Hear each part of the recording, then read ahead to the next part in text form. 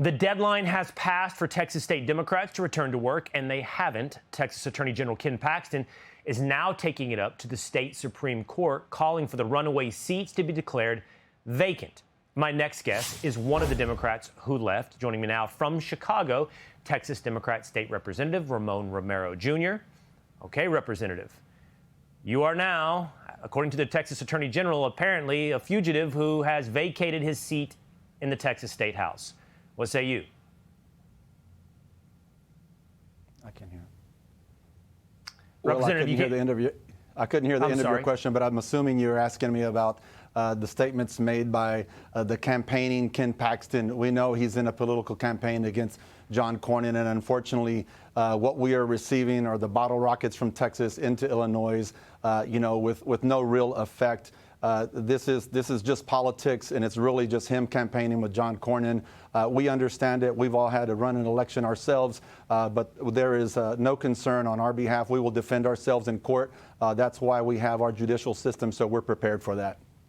I do think it brings up an interesting question. I'll take you up on your metaphor, shooting bottle rockets from Texas into the state of Illinois. It would seem more appropriate for those bottle rockets to be being fired between the Red and Rio Grande, which I would hope is where you would be at the moment. Both the Attorney General and the governor have said you vacated your seat. You've abandoned your seat. You're not showing up for work. You're not taking the vote. Has it not been abandoned?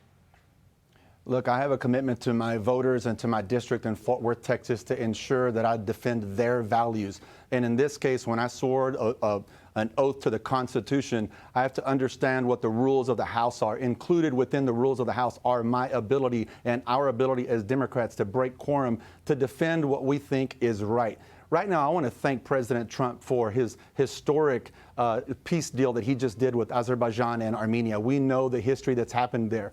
We also know that this is a domestic conflict that President Trump could end right now. He simply just needs to call Governor Abbott and say, Governor Abbott, let's call it off.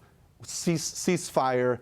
Don't start the domestic conflict. We know what's going to happen if everybody starts doing mid-decade redistricting. It's not just now. It'll go into every 2-year cycle. Is that really what we want for America?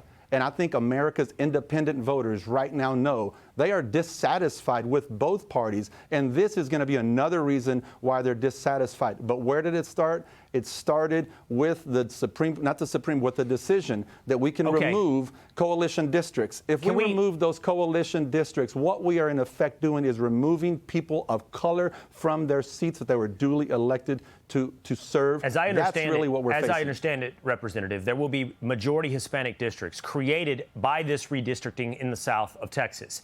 I don't think this is a target at any minority votes or looking to disenfranchise any minority votes.